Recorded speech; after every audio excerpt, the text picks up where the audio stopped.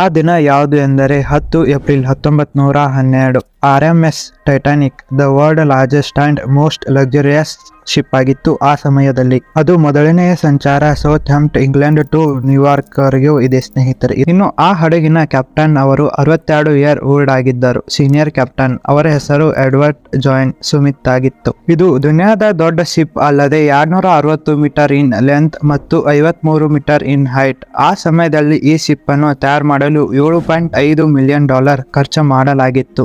ಆಗಿನ ಕಾಲದಲ್ಲಿ ಅಷ್ಟು ಅಮೌಂಟ್ ಇತ್ತು. ಆದರೆ ಈಗಿನ ಕಾಲದಲ್ಲಿ ಇನ್ಫ್ಲೇಷನ್ ಅಕೌಂಟ್ ನೋಡಿದ್ದರೆ ಈಗಿನ ಕಾಲದ $400 ಮಿಲಿಯನ್ ಗೆ ಸಮನಾಗಿತ್ತು ಅಥವಾ ಈಕ್ವಲ್ ಆಗಿರುತ್ತಿತ್ತು. ಶಿಪ್ ಒಳಗಡೆ ಮಾಡಿರುವ ಡೆಕೋರೇಷನ್ ಯಾವ 5 ಸ್ಟಾರ್ ಹೋಟೆಲ್ಗಿಂತ ಕಡಿಮೆ ಇರಲಿಲ್ಲ. Standard glasses, windows, wooden paneling, 2 grand staircase, 1 hidden swimming pool, Turkish bath, electrical bath, gyms, 4 restaurant ಮತ್ತು 2 ಬಾರ್ಬರ್ ಶಾಪ್ಗಳ ಜೊತೆಗೆ ಒಂದು ಲೈಬ್ರರಿ ಕೂಡ ಇತ್ತು. ಆ ಹಡಗು ಯಾವ ರೀತಿಯ ಸೇಫ್ಟಿ ಫೀಚರ್ಸ್ ಅನ್ನ ಒಳಗೊಂಡಿತ್ತು ಎಂದರೆ ಅದನ್ನ ಅನ್ಸಿಂಕೇಬಲ್ ಅಂತ ಕರೆಯುತ್ತಿದ್ದರು.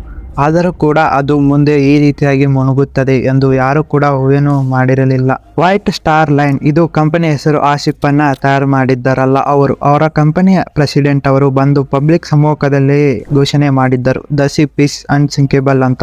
ಆದರೆ ಸಂಚಾರ ನಡೆಸಿದ 2ನೇ ದಿನಕ್ಕೆ ಆದ ನಂತರ 12 ಏಪ್ರಿಲ್ 1912 ಅವರಿಗೆ ಮೊದಲನೇ ಐಸ್ ವಾರ್ನಿಂಗ್ ಬರುತ್ತದೆ. ಇನ್ನು ಆ ಐಸ್ ವಾರ್ನಿಂಗ್ ಯಾರು ಕೊಡುತ್ತಾರೆ ಅಂದರೆ ಅಲ್ಲಿ ಹಡಗುಗಳು ಅಡ್ಡಾಡುತ್ತಿರುತ್ತಲ್ವಾ ಅವರಿಗೆ ಮುಂದುಗಡೆ ಮಂಜುಗಡ್ಡೆ ಬಂದರೆ ಅವರು ರೇಡಿಯೋ ಸಿಗ್ನಲ್ಗಳ ಮೂಲಕ ಎಚ್ಚರಿಸುತ್ತಾರೆ ಉಳಿದ ಬೋಟ್ಗಳು ಎಚ್ಚರದಿಂದ ಸಾಗಲಿ ಎಂದು. ಜೊತೆಯಲ್ಲಿ ಸಿಗ್ನಲ್ ಅನ್ನ ರಿಸೀವ್ ಮಾಡಿದ ಶಿಪ್ ತಾನು ಸುರಕ್ಷಿತ ಜಾಗದಲ್ಲಿ ಸಾಗುತ್ತದೆ ಡೈರೆಕ್ಷನ್ ಅನ್ನ ಚೇಂಜ್ ಮಾಡುವ ಮೂಲಕ. ಅದೇ ರೀತಿಯಲ್ಲಿ 2 ಸಾರ್ತಿ ಟೈಟಾನಿಕ್ ಶಿಪ್ ತನ್ನ ವಾರ್ನಿಂಗ್ ಅನ್ನ ಎಕ್ಸೆಪ್ಟ್ ಮಾಡ್ಕೊಂಡು ಡೈರೆಕ್ಷನ್ ಅನ್ನ ಚೇಂಜ್ ಮಾಡಿತು. ಆದರೆ ಡೈರೆಕ್ಷನ್ ಚೇಂಜ್ ಮಾಡಿತು ಹೊರತು ತನ್ನ ಸ್ಪೀಡ್ ಅನ್ನ ಕಡಿಮೆ ಮಾಡಲಿಲ್ಲ. 40 km/h ವೇಗದಲ್ಲಿ ಅದು ಚಲಿಸ್ತಾನೆ ಇತ್ತು. 2 ದಿನಗಳ ನಂತರ 14 ಏಪ್ರಿಲ್ 1912 7 ಐಸ್ ವಾರ್ನಿಂಗ್ಗಳು ಕೂಡ ರಿಸೀವ್ ಮಾಡುತ್ತಾರೆ. ಆದರೆ ಕ್ಯಾಪ್ಟನ್ ಸ್ಮಿತ್ ಹಾಗೂ ಅವರ ರೂವಾರಿಗಳು ಇದನ್ನ ನೆಗ್ಲೆಕ್ಟ್ ಮಾಡುತ್ತಾರೆ. ಶಿಪ್ ವೇಗವನ್ನು ಕೂಡ ಕಡಿಮೆ ಮಾಡುವುದಿಲ್ಲ. ಆ ದಿನ ಹೀಗೆ ಸೂರ್ಯ ಮುಳುಗುತ್ತಾನೆ. ಅದೃಷ್ಟವಶಾತ್ ಆ ದಿನ ಚಂದ್ರ ಕೂಡ ಬೆಳದಿಂಗಳನ್ನ ನೀಡಿರಲಿಲ್ಲ. ಎಲ್ಲಿ ನೋಡಿದರೂ ಅಲ್ಲಿ ಕಪ್ಪು ಮೋಡಗಳ ವಾತಾವರಣ ಹೊಂದಿತ್ತು. ಎಲ್ಲಿ ನೋಡಿದರೂ ಅಲ್ಲೂ ಕತ್ತಲು ಸ್ನೇಹಿತರೆ. ಕ್ರೌಸ್ ನೆಕ್ಸ್ಟ್ ಇದು ಒಂದು ಔಟ್ಲುಕ್ ಪಾಯಿಂಟ್ ಆಗಿದೆ. ಇದು ಹಡಗಿನ ಶಿಪ್ಪಿನ ಮೇಲ್ಗಡೆಯಲ್ಲಿ ಒಬ್ಬ ವ್ಯಕ್ತಿ ಕೂತಿರುತ್ತಾನೆ. ಅವನ ಕೆಲಸ ಏನೆಂದರೆ ಮುಂದ್ಗಡೆ ಏನಾದರೂ ವಾರ್ನಿಂಗ್ ಇದ್ರೆ ಅದನ್ನ ಕೆಳಗಡೆ ಎಚ್ಚರಿಕೆಯಿಂದ ಹೇಳೋದು. ಫೆಡರಿಕ್ ಫ್ಲಿಟ್ ಈ ವ್ಯಕ್ತಿಯು ಆ ಪ್ಲೇಸಿನಲ್ಲಿ ಕುಳಿತಿದ್ದ. ರಾತ್ರಿ 11:39 ಅವಾಗ ಅವನು ಜೋರಾಗಿ ಹೇಳುತ್ತಾನೆ ಗಂಟಿ ಬಾರಿಸುತ್ತಾ, ಹಡಗನ್ನ ಲೆಫ್ಟ್ ಡೈರೆಕ್ಷನ್ಗೆ ತಿರುಗಿಸಿಬಿಡಿ, ಮುಂದೆ ಒಂದು ದೊಡ್ಡ ಮಂಜುಗಡ್ಡೆ ಇದೆ ಎಂದು. ಆ ಮಂಜುಗಡ್ಡೆಯು ಬೆಟ್ಟದ ಆಕಾರದಲ್ಲಿತ್ತು, ಸಣ್ಣದಾಗಿರಲಿಲ್ಲ. ಲೆಂತ್ ಅಲ್ಲಿ 200 × 400 ಫೀಟ್ ಆಗಿದ್ದು ಒಂದು ಫುಟ್ಬಾಲ್ ಕೋರ್ಟ್ ಇರುತ್ತಲ್ವ ಅಷ್ಟು ದೊಡ್ಡ ಆಕಾರವನ್ನು ಹೊಂದಿತ್ತು. ಇನ್ನು ಸೈಂಟಿಸ್ಟ್ ಅವರ ಪ್ರಕಾರ ಅದು 1.5 ಟನ್ ವೇಟ್ ಅನ್ನ ಹೊಂದಿತ್ತು ಸ್ನೇಹಿತರೆ. ಶಿಪ್ಪಿನ ಮುಂದಿನ ಭಾಗದಲ್ಲಿ ಆಕ್ಸಿಡೆಂಟ್ ಆಗಿತ್ತು. ಬಹು ಸಮೀಪ ಅದು. Titanic left port in Southampton, England. Among her passengers were many of the wealthy and influential. The band played the gayest tunes and American ragtime dances. The time was 11:40.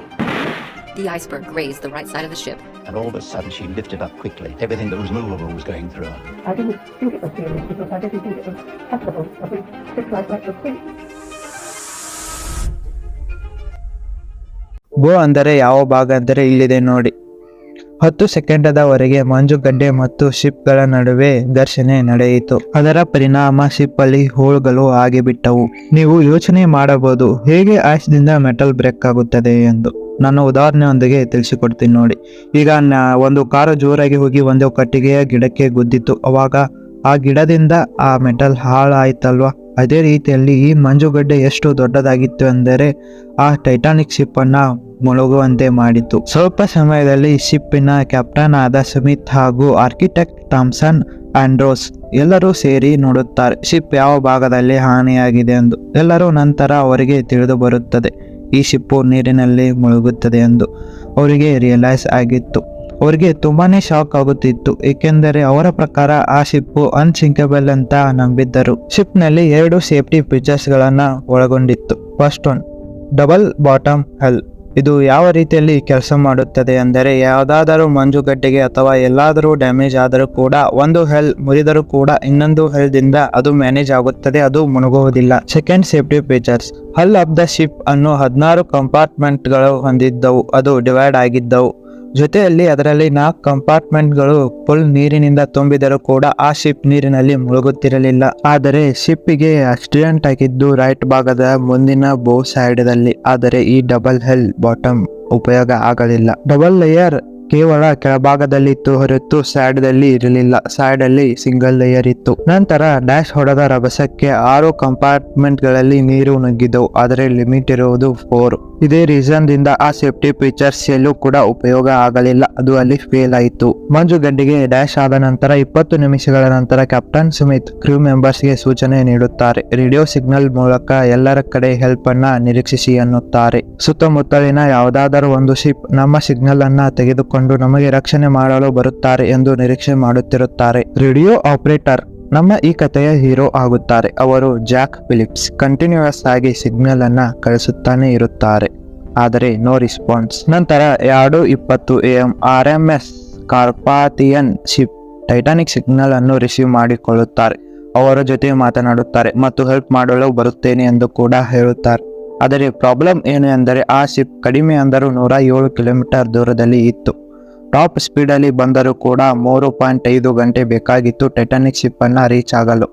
ಆದರೆ ಆ 3.5 ಗಂಟೆಗೆ ಅವರು ಜೀವಂತ ಇರುತ್ತಾರಾ? ಕ್ರೂ ಮೆಂಬರ್ಸ್ ಏನು ಮಾಡುತ್ತಾರೆ ಎಂದರೆ ರಾಕೆಟ್ ಮತ್ತು crackers ಗಳನ್ನ ಬ್ಲಾಸ್ಟ್ ಮಾಡಲು ಪ್ರಾರಂಭ ಮಾಡುತ್ತಾರೆ. ಸುತ್ತಮುತ್ತಲಿನ ಯಾವುದಾದರೂ ಒಂದು ಶಿಪ್ ನಮಗೆ ಹೆಲ್ಪ್ ಮಾಡಲು ಬರಬೇಕೆಂದು. ಅನ್ಫಾರ್ಚುನೇಟ್ಲಿ ಯಾವ ರೆಸ್ಪಾನ್ಸ್ ಕೂಡ ಬರಲ್ಲ. ಈ ಸಮಯದಲ್ಲಿ ಕ್ಯಾಪ್ಟನ್ ಸ್ಮಿತ್ ಆರ್ಡರ್ ಕೊಡುತ್ತಾರೆ. ಲೈಫ್ ಬೋಟ್ ಗಳನ್ನ ಯೂಸ್ ಮಾಡಿ ಆದಷ್ಟು ಜನರನ್ನ ಸೇವ್ ಮಾಡಿ ಎಂದು ಹೇಳುತ್ತಾರೆ. ಪ್ರೋಟೋಕಾಲದ ಪ್ರಕಾರ ಮಗುವಿಗೆ ಮತ್ತು ಮಹಿಳೆಯರಿಗೆ ಫಸ್ಟ್ ಪ್ರಯಾರಿಟಿ ಇತ್ತು. ಬಹಳ ಪ್ಯಾಸೆಂಜರ್ ಕೂಡ ಭಯ ಆಗುತ್ತಿರಲಿಲ್ಲ, ಏಕೆಂದರೆ ಅವರ ಪ್ರಕಾರ ಇದು ಅನ್ಸಿಂಕಬಲ್ ಎಂದು ಭಾವಿಸಿದರು. ಆದರೆ ಫಸ್ಟ್ ಲೈಫ್ ಬೋಟ್ ಅಲ್ಲಿ ಕೇವಲ 28 ಜನರು ಮಾತ್ರ ಹೋಗುತ್ತಾರೆ. ಆದರೆ ಅದರ ಕೆಪಾಸಿಟಿ ಇರುವುದು 65 ಜನ. ಅರ್ಧ ಬೋಟ್ ಖಾಲಿನೇ ಹೋಗುತ್ತದೆ. ಕೆಲ ಸಮಯಗಳಲ್ಲಿ ಕಂಪಾರ್ಟ್ಮೆಂಟ್ಗಳಲ್ಲಿ ನೀರು ತುಂಬಲು ಪ್ರಾರಂಭ ಆಯಿತು. ಅವಾಗ ಪ್ಯಾಸೆಂಜರ್ಸ್ಗೆ ರಿಯಲೈಸ್ ಆಯಿತು. ಅವಾಗ ಲೈಫ್ ಬೋಟ್ ಅಲ್ಲಿ ಅವರು ಹೋಗಲು ಹರಸಾಹಸ ಮಾಡಿದರು ಅಂತಾನೆ ಹೇಳಬಹುದು. ಶಿಪ್ಪಿನ ಮುಂದಿನ ಭಾಗದಲ್ಲಿ ಕಂಪಾರ್ಟ್ಮೆಂಟ್ ನೀರು ತುಂಬಿದ್ದ ಕಾರಣ ಆ ಮುಂದಿನ ಬಹುಪಾಠ ನೀರಿನಲ್ಲಿ ಮುಳುಗಲು ಪ್ರಾರಂಭವಾಯಿತು. ಪ್ರಾಬ್ಲಮ್ ಏನಾಗಿತ್ತು ಅಂದರೆ ಶಿಪ್ ಅಲ್ಲಿ ಕೇವಲ 20 ಲೈಫ್ ಬೋಟ್ಗಳು ಇದ್ದವು. ಅಪ್ರಾಕ್ಸಿಮೇಟ್ಲಿ 1200 ಜನರನ್ನ ಮಾತ್ರ ಸೇವ್ ಮಾಡಬಹುದಾಗಿತ್ತು. ಆದರೆ ಹಡಗಿನಲ್ಲಿ ಇರೋದು 2200 ಜನರು. ರಾತ್ರಿ 2:05 AM ಗೆ ಲಾಸ್ಟ್ ಲೈಫ್ ಬೋಟ್ ಕೂಡ ಹೋಯಿತು. ಆದರೆ ಶಿಪ್ ಅಲ್ಲಿ ಇನ್ನೂ 1500 ಜನರು ಇದ್ದರು. 2:20 AM ಗೆ ಶಿಪ್ 2 ಭಾಗಗಳಾಗಿ ಒಡೆದು ವಿಭಜನೆ ಆಯಿತು. ನಂತರ ನೀರಿನಲ್ಲಿ ಮುಳುಗಿ ಹೋಯಿತು. 1500 ಜನರು ಶಿಪ್ ಅಲ್ಲಿ ಇದ್ದರಲ್ವಾ, ಅವರು ನೀರಿನಲ್ಲಿ ಮುಳುಗಿ ಮರಣವನ್ನು ಹೊಂದಿದ್ದರು ಹೈಪೋಥರ್ಮಿಕ್ ಕಾರಣದಿಂದ. ಅಲ್ಲಿ ನೀರಿನಲ್ಲಿ ತಾಪಮಾನ -2 ಡಿಗ್ರಿ ಸೆಲ್ಸಿಯಸ್ ಇದ್ದ ಕಾರಣ ಕೆಲವೇ ಕ್ಷಣಗಳಲ್ಲಿ ಮರಣವನ್ನು ಹೊಂದುತ್ತಾರೆ. Everybody was crying, praying, trying to get into the few lifeboats that were left. No, it was pretty sad at the end. RMS Carpathia ship ಬರುತ್ತದೆ ಟೈಟಾನಿಕ್ ಹಡಗನ್ನ ಸೇವ್ ಮಾಡಲು. ಆದರೆ ಅವಾಗ 3:30 ಆಗಿರುತ್ತದೆ. ಸುಮಾರು 1 ಗಂಟೆ ಲೇಟ್ ಆಗಿರುತ್ತದೆ. ಯಾರು ಲೈಫ್ ಬೋಟ್ ಅಲ್ಲಿ ಇರುತ್ತಾರೆ ಅವರನ್ನ ಸಕ್ಸಸ್ಫುಲ್ ಆಗಿ ಅವರು ಸೇವ್ ಮಾಡಿಕೊಳ್ಳುತ್ತಾರೆ. ಆ ಘಟನೆ ಆದ ನಂತರ ಎಲ್ಲರೂ ಕೂಡ ಕ್ವಶನ್ ರೈಸ್ ಆದವು. ಕಾಂಟ್ರವರ್ಸಿ ಆಯಿತು. ಜೊತೆಗೆ ಇನ್ವೆಸ್ಟಿಗೇಷನ್ ಕೂಡ ನಡೆಯಿತು. ಹೇಗೆ ಅನಿಸಬಹುದು ನಿಮಗೆ, ಆ ರಾತ್ರಿಯಲ್ಲಿ ಟೈಟಾನಿಕ್ ಶಿಪ್ ಸಮೀಪದಲ್ಲಿ ಇನ್ನೊಂದು ಶಿಪ್ ಇತ್ತು, ಕೇವಲ 37 ಕಿಲೋಮೀಟರ್ ದೂರದಲ್ಲಿ. ಅದು ಒಂದೇ ಟೈಮ್ ಪ್ರಕಾರ ಟೈಟಾನಿಕ್ ಅಲ್ಲಿರುವ ಜನರನ್ನು ಸೇವ್ ಮಾಡಬಹುದಾಗಿತ್ತು. ಆ ಹಡಗಿನ ಹೆಸರು SS ಕ್ಯಾಲಿಫೋರ್ನಿಯಾ. 11:15 PM ರಾತ್ರಿಯಲ್ಲಿ ಕ್ಯಾಲಿಫೋರ್ನಿಯಾ ರೇಡಿಯೋ ಆಪರೇಟರ್ಸ್ ಗಳು ತಮ್ಮ ರೇಡಿಯೋನ ಆಫ್ ಮಾಡಿದ್ದರು. ಅವರು ರಾತ್ರಿಯಲ್ಲಿ ನಿಂತಿದ್ದರೂ ಸಂಚಾರ ಮಾಡುತ್ತಿರಲಿಲ್ಲ. ಇದಕ್ಕೆಂದರೆ ಏನಾದರೂ ದುರಂತ ನಡೆಯಬಾರದು ಎಂದು ಅವರು ಭಾವಿಸಿದ್ದರು. ಕ್ಯಾಲಿಫೋರ್ನಿಯಾ ಹಡಗು ಬರಲಿಲ್ಲ. ಯಾವಾಗ ಟೈರ್ ಕ್ರ್ಯಾಕರ್ಸ್ ಆಕಾಶದಲ್ಲಿ ಹಾರಿಸಿದರೂ ಕೂಡ. ಅವರ ಪ್ರಕಾರ ಏನು ತಿಳಿದಿದ್ದಾರೆ ಅಂದರೆ ಆ ಹಡಗಿನಲ್ಲಿ ಶ್ರೀಮಂತರು ಇರುತ್ತಾರೆ, ಅವರು ಸಂಭ್ರಮ ಮಾಡುತ್ತಿರುತ್ತಾರೆ ಎಂದು ತಿಳಿದು ಅವರು ಭಾವಿಸಿದ್ದರು. ಸ್ಟಾನ್ಲಿ ಲಾರ್ಡ್ ಕ್ಯಾಪ್ಟನ್ ಆಗಿದ್ದು ಅವರು ವಿಚಾರಣೆ ಮಾಡಿದ್ದರೆ ಟೈಟಾನಿಕ್ ಶಿಪ್ ಅಲ್ಲಿರುವ ಜನರನ್ನ ಉಳಿಸಬಹುದಾಗಿತ್ತು. Next day radio signal on ಮಾಡಿದಾಗ ಅವರಿಗೆ ಸಿಗ್ನಲ್ ಬರುತ್ತಾನೆ ಇತ್ತು. ಆದರೆ ಬಹಳ ಟೈಮ್ ಆಗಿತ್ತು. ಟೈಟಾನಿಕ್ ಆಗಲೇ ಮುಳುಗಿ ಹೋಗಿತ್ತು.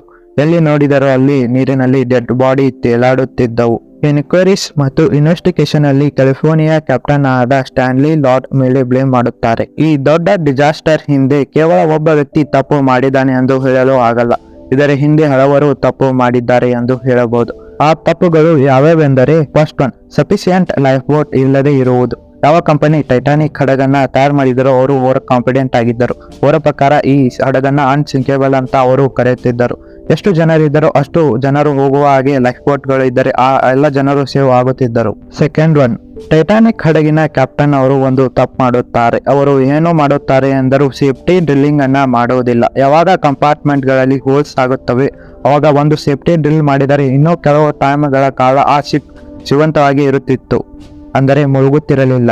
ಮೂರನೇ ತಪ್ಪು ರಾಬರ್ಟ್ ಅವರು ಮಾಡುತ್ತಾರೆ. ಇವರು ಯಾರೆಂದರೆ ಸ್ಟೇರಿಂಗ್ ವೀಲ್ ಅನ್ನ ಸಂಭಾಲನೆ ಮಾಡುವವರು. ಅವರು ಮೇಲಿಂದ ಸಿಗ್ನಲ್ ಬರುತ್ತದೆ ಅಲ್ವಾ, ಹಡಗನ್ನ ಲೆಫ್ಟ್ ಸೈಡ್ಗೆ ತಿರುಗಿಸಿ ಎಂದು. ಆದರೆ ಅವರು ಏನು ಮಾಡುತ್ತಾರೆ ಅಂದರೆ ಗಡಿಬಿಡಿಯಲ್ಲಿ ಅವರು ರೈಟ್ ಸೈಡ್ ತಿರುಗಿಸುತ್ತಾರೆ. ಆದ್ದರಿಂದ ಆಕ್ಸಿಡೆಂಟ್ ಆಯಿತು. Joseph Burke, chairman and managing director of White Star Line, ಇವರ ಕಡೆಯಿಂದ ಪ್ರೆಷರ್ ಇತ್ತು ಕ್ಯಾಪ್ಟನ್ ಸುಮಿತ್ಗೆ. ಅವರು 6 days ಅಲ್ಲಿ ತಮ್ಮ ಜರ್ನಿಯನ್ನ ಕಂಪ್ಲೀಟ್ ಮಾಡುವುದಕ್ಕೆ. ಅದಕ್ಕೆ ಅವರು ಸ್ಪೀಡ್ ಅನ್ನ ಕಡಿಮೆ ಮಾಡಲಿಲ್ಲ. ಅವರ ಪ್ರಕಾರ ಟೈಟಾನಿಕ್ ಹಡಗು ದೊಡ್ಡದು ಅಷ್ಟೇ ಅಲ್ಲದೆ ಸ್ಪೀಡ್ ಅಲ್ಲಿ ಕೂಡ ಉತ್ತಮ ಎಂದು ಹೇಳಲಾಗುತ್ತಿತ್ತು. ಟೈಟಾನಿಕ್ ಹಡಗು ನೀರಿನಲ್ಲಿ ಮುಳುಗಿ ಸುಮಾರು 70 ವರ್ಷಗಳ ಆಯಿತು. ಸೆಪ್ಟೆಂಬರ್ 1985ರಲ್ಲಿ ಅಮೆರಿಕನ್ ಓಷನ್ ಎಕ್ಸ್ಪ್ಲೋರರ್ ಜೊತೆಗೆ ಫ್ರಾನ್ಸ್ ಓಷಿನೋಗ್ರಾಫಿ ಮ್ಯಾನೇಜರ್ ಇವರು ಹೋಗುತ್ತಾರೆ. ಸಮುದ್ರದಲ್ಲಿ ಟೈಟಾನಿಕ್ ಹಡಗು ಎಲ್ಲಿದೆ ಎಂದು ಕಂಡು ಹಿಡಿಯುತ್ತಾರೆ. ಸಮುದ್ರದ ಕೆಳಗೆ ಸುಮಾರು 3800 ಮೀಟರ್ ಅಂದರೆ 3.8 ಕಿಲೋಮೀಟರ್ ನೀರಿನ ಒಳಗಡೆ ಈ ಹಡಗು ಇದೆ. 2 ಬೇರೆ ಬೇರೆ ಭಾಗಗಳಾಗಿವೆ. 2 ಭಾಗಗಳಿಂದ ಇನ್ನೊಂದು ಭಾಗಕ್ಕೆ 600 ಮೀಟರ್ ದೂರ ಅಂತರವಿದೆ. ಪ್ರಕೃತಿಯ ವಿಕೋಪದಿಂದ ಶಿಪ್ ಎಲ್ಲ ಡಿಸ್ಟ್ರಾಯ್ ಆಗ್ತಾ ಬರ್ತಾ ಇದೆ. ಬ್ಯಾಕ್ಟೀರಿಯಾಗಳು ಆ ಮೆಟಲ್ ಫ್ರೇಮ್ ಅನ್ನ ತಿಂತಾನೆ ಇವೆ. ಆದ್ದರಿಂದ 2030ರಲ್ಲಿ ಟೈಟಾನಿಕ್ ಕಾಣದಂತೆ ಆಗುತ್ತದೆ. ಈ ಘಟನೆ ನಡೆದು ಇವತ್ತಿಗೆ 110 ವರ್ಷಗಳು ಆದರೂ ಕೂಡ ಇದರ ಬಗ್ಗೆ ಜನರು ಪ್ಯಾಷನೇಟೆಡ್ ಅವರ ಮನಸ್ಸಿನಲ್ಲಿ ಇದೆ. ಇದರ ಬಗ್ಗೆ ತಿಳಿದುಕೊಳ್ಳುವ ಕುತೂಹಲ ಹೆಚ್ಚಾಗಿದೆ ಸ್ನೇಹಿತರೆ. ಇದಾಗಿತ್ತು ನೋಡಿ ಟೈಟಾನಿಕ್ ದ ಮಿಸ್ಟರಿ. ವಿಡಿಯೋ ಇಷ್ಟವಾದರೆ ಲೈಕ್ ಮಾಡಿ, ಶೇರ್ ಮಾಡಿ, ಜೊತೆಗೆ ಸಬ್ಸ್ಕ್ರೈಬ್ ಮಾಡಿ, ಬೆಲ್ ನೋಟಿಫಿಕೇಶನ್ ಆನ್ ಮಾಡಿ. Thanks for watching. Take care. Bye bye.